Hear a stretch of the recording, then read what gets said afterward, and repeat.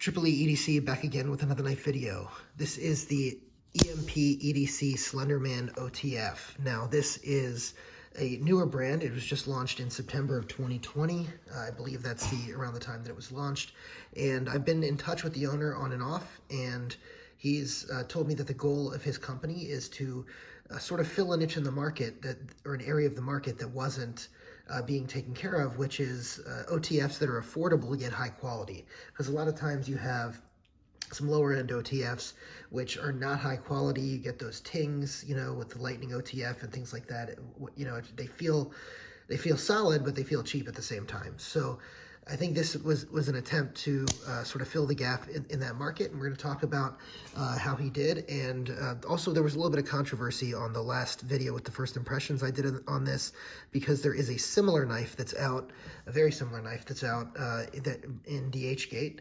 And, you know, I don't usually, I try to stay away from clones and everything, and so I usually stay away from DHgate. Not everything on there is clones, but they do use them.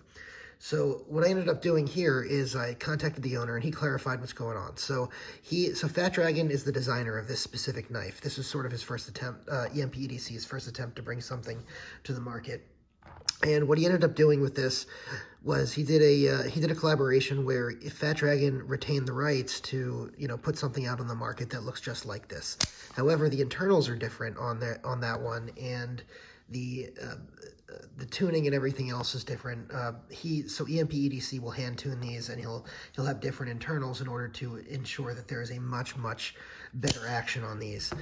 So that's the main difference between those, and he's assured me that it's a noticeable difference between the two. So now, as far as the rights go, he does have the rights to, you know, do what he's doing, so there's no issue with clones or anything like that. I just want to put that out there because it is a concern that some viewers had expressed on the first video. Now, let's go ahead and do some size comparisons on this, because this is a very interesting size. This is very slim. It's long but slim. So let's go ahead and take a look at it against everybody's favorite OTF, the Microtech Ultratech. And you can see here, it's basically the same as an Ultratech in size. This is a full-size Ultratech.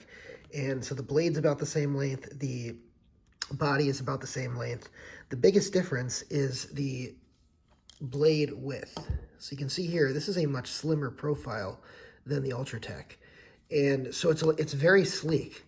It's also, the body of it is a little bit sleeker than the Ultratech as well. It's just a very sleek all-around design. So if you've ever held an Ultratech, you should be able to figure out, hey, what would an Ultratech that's skinnier feel like? And that's what this feels like. So let's go ahead and take a look at the Guardian Tactical Recon 035. You can see that there. And let's go ahead and also take a look at the Benchmade Infidel. This is a full-size Infidel. Okay, now let's take a look at some non-OTFs. Here is the Spyderco Para Military 2 and the Para 3. So you can see this is a full-size knife despite being quite slender. And here is the Benchmade Super Freak and Griptilian.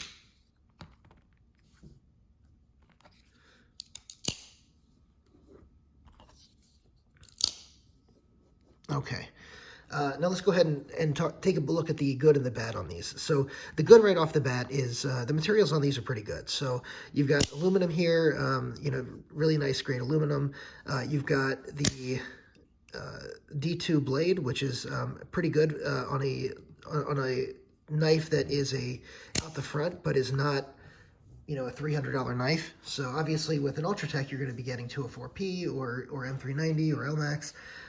But with, you know, this is about half the price of an Ultratech. So at about half the price of an Ultratech, D2, I think, is just fine. And by the way, that's D2, the Benchmade Infidel. This is a $400+ knife. So, you know, I know everyone sort of sees D2 as a budget steal, but it still can be higher end steel, still performs pretty well for the most part. Now, as far as the blade performance on this, the blade performance actually performs pretty well for the size. It was able to, do all the, cut boxes, cut tape, cut everything that I would normally do, rope, things that I would normally do on my EDC tasks. This worked very well for. So I was very happy with that. The ergonomics on this are excellent. They're just as good, if not better, than the Ultratech. One of the drawbacks of the Ultratech is the body is canted a little bit as it goes up, or it sort of goes like this a little bit.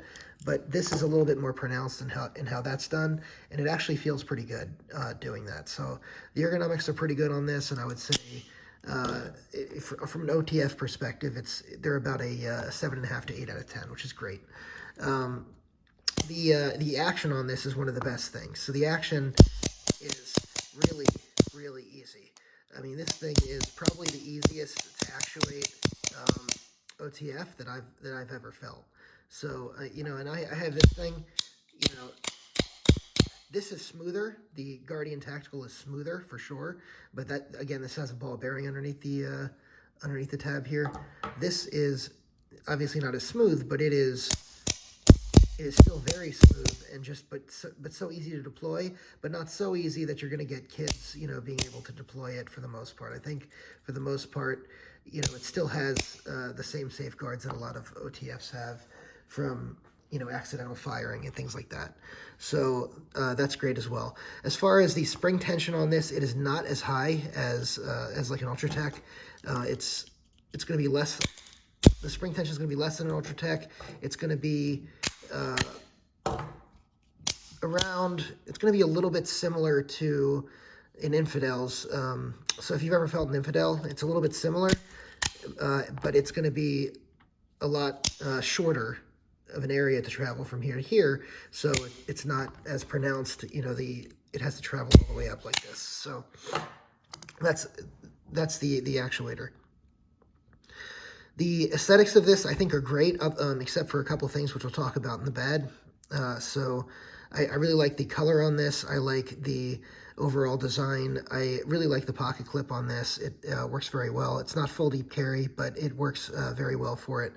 And again, the blade I think is designed quite nicely. It's pretty functional, and it's attractive the way it is. So I like that as well. The price on this is another plus. So the price on this is $140. There's a Wharncliffe version. This is the drop point version. There's a Wharncliffe version of this that's out. That's $160, and it's come out in a couple different colors as well. So that's a big plus. The options are great. So around $140 for this, I think, is a great price, and very happy to have something like this on the market. The biggest competitor, I think, in this price range is going to be that new Kalashnikov OTF that came out. I have not had that one in hand yet, but if you just look at the blade to handle ratio on that, as far as how fat the handle is versus how thin the blade is, or short, I should say, the blade is from this dimension, it doesn't look like one I'd probably enjoy. Again, I haven't checked it out, but this is going to be much better with the blade to handle ratio on this. I think they got it right on this, is what I'm trying to say, because not all OTFs do. So that's great. Another thing that I like on this is the Slenderman logo. So I actually do like the Slenderman logo on this. I don't necessarily think he needs to have the Slenderman word here, but I know he's just getting his company started, so it probably does make sense for him to do that, at least in the initial going. That's one of the things as well. This does go easily in and out of the pocket on that pocket clip, so that's another good thing. Now let's go ahead and talk about the bad on this. So the bad on this is a couple of things. So, you have the Fat Dragon logo here, and you have the Slenderman, and you have this dragon right here, which is part of the Fat Dragon logo. It's all confusing, and the billboarding here, obviously there's more billboarding here with Nemo Knives, which confuses things further, and then number 001 here as well. Now I'll talk about that number 001 in a second, but all those all that billboarding is It's not good. I don't like billboarding. People who watch the channel know that I don't like billboarding. I've been assured by the owner that future versions of this will have much less billboarding. All the Fat Dragon stuff will be gone because I think he'll have exclusive rights to this at that point.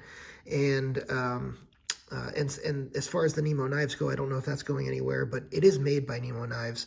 And as Nemo Knives gets bigger, I think that it'll become more clear that the Slenderman is the model name and the Nemo Knives is the manufacturer, and then there's no Fat Dragon.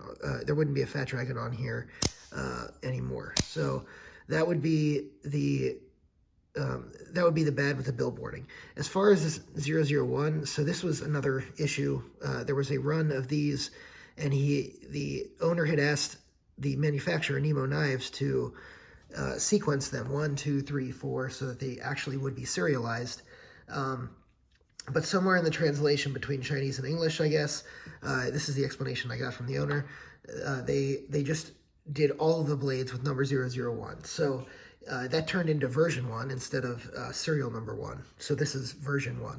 So anyway, it's sort of an interesting story, but it's kind of weird to have number 1 on the blade, not have sequential, not feel like you have number 1 in the sequence. So I guess that's a consideration. Overall, though, this is a really great OTF. If you like fidgety OTFs like this, I know it's probably distracting to hear me do that, but if you like fidgety OTFs, you're going to really like this knife. It's also really nice to sort of just to put out aesthetically. If you're the type of person that likes to take photos and stuff of your knives, I think this does photograph really well. I've seen other people photograph it, and it really does well in those EDC photographs.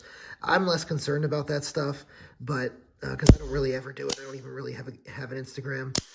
But yeah, the aesthetics on this are really nice, and it just looks good. People comment on it because they've never seen anything like it. I mean, people see it in Ultratech. They know what it is for the most part. Even non-knife people have seen these before. But people see this and they're like, oh, what is that? And it becomes a conversation piece. So I do like that quite a bit. Overall, I would say that I can definitely recommend this in the 140 range. I will say again, there's that other version available, cheaper version at $50. I'd have to see them side by side to see whether or not I think this is worth, I guess, 3 times the price of that. But for the most part, this is such good quality, and it's a U.S. brand that's trying to build itself, even though they're using Chinese manufacturer. His goal is to move it back to the U.S. I think it's worth supporting, and I can recommend this knife. So that's going to be it. Go ahead and drop a like button, drop a comment, let me know what you think, and also go ahead and hit that subscribe button, hit the notification bell so you get all my content. Thanks so much.